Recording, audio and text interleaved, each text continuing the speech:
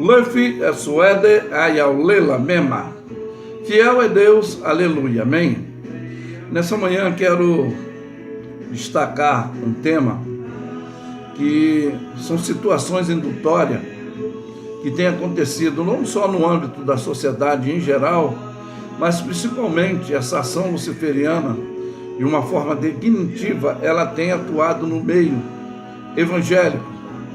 E eu quero falar de manipulação, ou manipulador. Porque o manipulador é aquele que manipula e emite sinais. Hoje as aberrações das neopentecostais, hoje as coisas que têm acontecido, são manipulações. O quê? A manipulação, ela trabalha no psicológico, são tipos de influências sociais. Eu poderia citar que não só no sentido da área evangélica, mas em todos os âmbitos. Cultural, na área de educação, conforme eu falei, na área da saúde, na área da política, na área financeira, em todos os setores da sociedade tem manipuladores. Mas o que eu estou me referindo é a nossa área espiritual. Por isso que eu prismo sempre para o dom de discernimento, para discernirmos o que é espiritual, o que é carnal, o que é do Espírito Santo, o que é demônio, atuação muitas das vezes em muita situação. E a manipulação, ela visa em mudar a percussão, o comportamento de pessoas, através de táticas desleais, muitas das vezes. E a manipulação, ela não é leal, ela tem uma finalidade, né, enganosa ou mesmo absurda, né? A manipulação é uma forma que atua no consciente e no inconsciente de pessoas, e ela brinca com medo, com dúvida, com desejo de pessoa. Como assim, pastor? Os manipuladores, ele têm a capacidade de cultivar em nosso sentimento culpa e também nos chantageia. Quando você está fragilizado, eles mentem descaradamente e a pessoa, por estar fragilizada, ela se deixa se induzir. Os manipuladores são personalidades, muitas das vezes amigáveis. Como assim? Atraente, que sabem como lisonjear e enganar pessoas fragilizadas, conforme eu já disse. E são pessoas das piores qualidades, das piores intenções, para alcançarem os seus objetivos. E eu citei 10 itens que muitas das vezes é afetado pela essa fragilidade, que é conforme eu já citei anteriormente: o medo, a dúvida, desejo, a pureza da simplicidade da pessoa, o sentimento, até o amor, a esperança, que essa palavra é o elfo no grego, seguir em frente, né?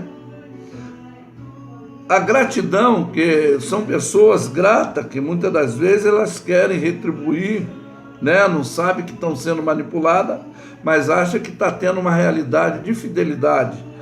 Inocência, atua na inocência. E eu tripsiologei aqui o 10º ponto, que é a honestidade daquele que está sendo manipulado, a simplicidade e a humildade. Mas e aí, pastor? Bom, Jesus nos advertiu, ainda no seu ministério terreno, ele nos advertiu, no capítulo de número 7, do versículo 15 em diante, ele fala, tem aqui epígrafe, os falsos profetas, e ele nos orienta: acautelável, porém, dos falsos profetas que vêm até vós vestidos como ovelha, mas são interiormente lobos devoradores, ou seja, manipuladores. Porque os seus frutos se conhecem, porventura se colhem uva dos espinhos, ou dos espinheiros, ou figo dos abrolhos. Quer dizer, não há possibilidade, né? Assim toda árvore boa produz bons frutos, toda árvore má produz maus frutos. Não pode uma árvore boa dar maus frutos, nem uma árvore má dar bom fruto. Toda árvore que não dá fruto bom, aí o que acontece? Corta-se, lança no fogo. Isso é a regra do que vai acontecer no dia do juízo, porquanto muitos estão pensando que estão socialmente bem, financeiramente bem, ministerialmente bem, mas nada passa batido. E diz: porquanto pelos seus frutos os conhecereis. Então, essa advertência é para nós começarmos a ter uma experiência, né? Que a Bíblia vem nos orientar. O capítulo de número 9 também de Mateus, os fariseus, que eram os religiosos da época, tentaram denegrir Jesus. Como assim, pastor? O texto vai dizer que quando Jesus cura 2 cegos e 1 mudo, eles falam que Jesus não fazia isso porque era filho de Deus, mas atuava, segundo eles, numa esfera luciferiana. Diz aqui o versículo 27 do capítulo 9. E partindo dali, seguiram-no 2 cegos, clamando, dizendo: tem compaixão de nós, filho de Davi. E quando chegou à casa do cego, aproximou-se dele. E Jesus disse-lhe: credes que eu possa fazer isto? E disseram eles: sim, Senhor. E tocou então nos olhos dele, e dizendo: seja feito segundo a vossa fé. E os olhos lhe se abriram. E Jesus os orientou, dizendo: olha para mim, para que ninguém saiba. Mas tendo ele saído, divulgaram, não escutaram a orientação. E a sua fama por toda a terra, ela percorria. E havendo eles retirados, trouxeram também um homem mudo endemoniado. Olha só. E expulsando o demônio, falou o mudo. E a multidão se maravilhou, dizendo: nunca tal vimos em Israel. Quando aquele endemoniado, mudo, ele foi curado, ele foi liberto, ele falou, e eles se admiraram. Mas os fariseus diziam: ele expulsa os demônios pelo príncipe dos demônios. Olha só, querendo denegrir a Jesus e dizer que Jesus também era manipulador daquela época. Mas por que, pastor, o senhor fala disso? Porque o senhor tem base para dizer que eles estavam querendo dizer que Jesus era manipulador daquela época? Sim. Como assim? Vamos para o livro de Atos dos Apóstolos. Vocês vão ver uma história aqui, que é o evangelho pregado em Samaria, e os episódios que aconteceu e o porquê dessas manifestação toda. Diz aqui, ó, olha bem, quem se achava religioso demais, depois entrou dentro dessa esfera e passou até ser instrumento de Deus. Também Saulo consentiu na morte dele e fez que naquele dia uma grande perseguição contra a igreja que estava em Jerusalém. Todos foram dispersos pela terra da Judéia, Samaria, exceto os apóstolos. E um varão piedoso foram enterrar, que era Estevão, que ele participou no apedrejamento, na morte de Estevão, porque confrontou a verdade com a realidade que eles estavam distorcendo, né? Que ler Bíblia, muitos leem, mas estudar e ter conhecimento é diferente. E dizem que letra mata de raiva quem não quer aprender, por isso que são manipulados e enganados. Bom, e diz que Saulo assolava a igreja, entrando pelas casas, arrastando homens e mulheres, encerrando em prisões.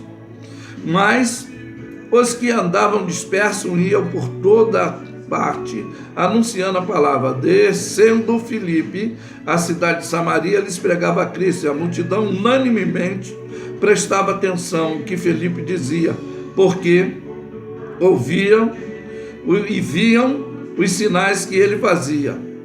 Pois todo espírito imundo saía de muitos, os que tinham, e clamavam em alta voz. Muitos paralíticos e coxos eram curados. E havia grande alegria naquela cidade. E ali estava um homem chamado Simão, presta atenção, que anteriormente exercera naquela cidade artes mágicas e tinha iludido a gente de Samaria, dizendo que era um grande personagem, o qual todos atendia, desde o pequeno até o maior, dizendo: esse tem grandes virtudes de Deus. atentaram para ele, porque ele, desde muito tempo, os havia iludido com artes mágicas. Mas como cresceram em Filipe, que lhes pregava acerca do reino de Deus, em nome de Jesus, que batizava, tanto homem como mulher, creu até o próprio Simão, sendo batizado, e ficou de contudo com Filipe, passou a ser parceiro, e vendo os sinais, as grandes maravilhas que fazia, estava atônito, ou seja, embasbacado, estava boquiaberto. Os apóstolos, pois, ouviram que em Jerusalém e em Samaria receberam a palavra de Deus, enviaram para lá Pedro e João, os quais, tendo descido, oraram por eles para que recebessem o Espírito Santo, porque nenhum deles tinha ainda descido, mas somente eram batizados em nome do Senhor Jesus. Então lhes puseram as mãos e receberam o Espírito Santo. Simão, vendo que pela imposição das mãos do apóstolo era dada o Espírito Santo, ofereceu dinheiro, dizendo: dai-me também a mim esse poder, para que aquele que eu sobre a mão puser receba o Espírito Santo. Mas disse Pedro: o teu dinheiro seja para contigo, para a tua perdição, pois cuidas que o dom de Deus é alcançado por dinheiro. Tu não tens parte nem sorte nesta palavra, porque o teu coração não é reto diante de Deus. Arrependa-te, pois, desta tua iniquidade. Ora a Deus para que, porventura, te seja perdoado os pensamentos do teu coração. E, pois, vejo que estás em fel de amargura, em laço de iniquidade. E respondendo, porém, Simão disse: orai por mim, Senhor, para que nada do que disseste venha sobre mim. E tendo ele, pois, testificado, falado a palavra do Senhor, voltaram para Jerusalém, e muitas aldeias de samaritanos anunciavam o Evangelho. Então você vê, conforme eu já falei, que naquela época já acontecia essa situação de homens manipuladores enganando com artes mágicas, com sinais, né? E foi dentro de uma situação, de um período em que houve a perseguição da igreja, que Paulo, ainda antes de ter o encontro com o Senhor, ele, pela sua ignomia religiosa, ele perseguia, participou da morte de Estevão e muitos ataques. Mas o que acontece? Deus, quando transforma, Deus, quando faz uma obra, a pessoa deixa de ser enganada, deixa de ser manipulada e deixa de ser manipulador. Agora, no capítulo 19, já mostra a atuação de Paulo, agora, já como servo de Deus, também tendo a autoridade do poder do Espírito Santo. O capítulo 19 vai dizer: sucedeu que quando o apóstolo estava em Coríntio, Paulo, tendo passado por toda a região superior, chegou até a Éfeso, e achando ali alguns discípulos, e disse: recebeis vós o Espírito Santo quando creste? E eles disseram: não, ainda ouvimos que haja Espírito Santo.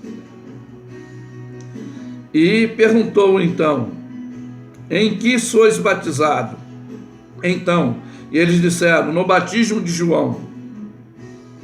Mas Paulo disse: certamente João vos batizou com o batismo do arrependimento, dizendo ao povo que creste e que após ele havia de vir, isto é, em Jesus Cristo.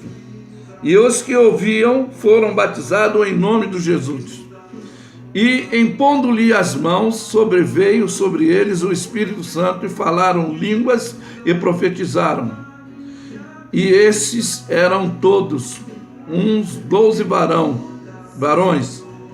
E entrando na sinagoga, falou ousadamente por um espaço de 3 meses, disputando persuadindo acerca do reino de Deus. Mas alguns deles se endureceram e não obedeceram, falando mal do caminho. Perante a multidão, retirou-se deles e separou os discípulos. E disputando todos eles todos os dias na escola, e um certo tirano, e duro isso é, espaço 2 anos, da tal maneira que todos os que habitavam na Ásia ouviam a palavra do Senhor, tanto judeus como gregos. E Deus, olha bem, pelas mãos de Paulo fazia maravilha extraordinária, de sorte que até os lençóis e aventais se levavam ao corpo dos enfermos, e as enfermidades fugiam deles, e os espíritos malignos saíam. E alguns dos exorcistas, judeus ambulantes, tentaram invocar o nome do Senhor Jesus sobre os que tinham espírito maligno, dizendo: esconjuro-te por Jesus, a quem Paulo prega. E os que faziam isso eram 7 filhos de Cefa, judeu principal da sinagoga. Olha só, hein? E respondeu, porém, o espírito maligno, disse: conheço a Jesus, bem sei quem é Paulo, mas vós quem sois? E diz que, saltando neles os homens que tinham espírito maligno, assenhoraram dos 2, pois mais do que eles. Olha só, de tal maneira que nus e feridos fugiram naquela cidade. E isso foi notório a todos os habitantes em Éfeso, tanto judeus como gregos. Caíram de temor sobre todos eles. Em nome do Senhor Jesus era engrandecido, e muitos vinham, criam, confessando publicamente os seus feitos. E também muitos que seguiram arte mágica trouxeram seus livros e os queimavam na presença de todos. Feito conta do seu peso, chamaram, montava a 50.000 peças de prata. Assim a palavra do Senhor crescia poderosamente e prevalecia. Olha bem, hoje não é diferente dessa distorção indutória e enganosa. Nos dias de Jesus existia as artes mágicas, os falsos pregadores, os filhos do sumo sacerdote, conforme nós acabamos de ver aqui. Simão, que quis comprar dons espirituais. Será que essa tripsiologia do inimigo de nossas almas, essa ação luciferiana que veio para matar, roubar e destruir, ela não tem atuado hoje com mais eficácia? Porque diz o diabo, a antiga serpente, o dragão, ou seja, o grau de crescimento em manipulação, em maldade, em perspicácia, cresceu. Não pensa que ele não conhece a Bíblia para distorcimento. Ele tentou manipular a Jesus, quanto mais aquele que está fragilizado, sem ter conhecimento, sem ter uma economia de buscar, de invocar o nome do Senhor todos os dias, porque nós, conforme eu falei, nós só queremos agradecer nos momentos bons, na hora que estamos comendo, na hora que estamos satisfeitos. Será que os momentos maus nós mantemos também essa intimidade com o Espírito Santo, com Jesus, com a busca do discernimento para que está acontecendo? Você vê que Jó, em momento nenhum, ele atribuiu as situações adversas na vida dele, que mexeu não só com o psicológico dele, a ação luciferiana, mas com as finanças, com a família, perdeu tudo, com a saúde, e em momento nenhum ele atribuiu isso ao mal. Ele sabe, porque ele tinha uma intimidade, que todo gerenciamento de todo o processo que acontece na nossa vida, nós que confiamos em Deus, nós depositamos a nossa fé nele. Então olha só, para você, meu amado, que está aí sendo iludido, acreditando na oração da Dona Maria tal, você pode orar, você pode ter intimidade ao profeta X. Olha, no livro de Jeremias diz que muitos profetas profetizavam aquilo que Deus não mandou, mas diz que ia ter uma recompensa para todos eles da parte de Deus. Ah, pastor, tem igreja certa? Tem denominação certa? Olha só, a igreja somos nós. A tua fidelidade para com Deus, é que vai te mostrar, vai te orientar, vai te posicionar. É você que tem que pedir. O livro de Efésios diz que aquele que não tem sabedoria, peça a Deus que ele não lançará de rosto. Então começa a pedir sabedoria a Deus, começa a pedir dom de discernimento, começa a pedir orientação a Deus, para você não ser manipulado, não ser enganado. E nessa manhã, eu afirmo que Lefi é suede ayau lela mema, fiel é Deus, aleluia. Tenham todos um bom dia. Ficam na paz.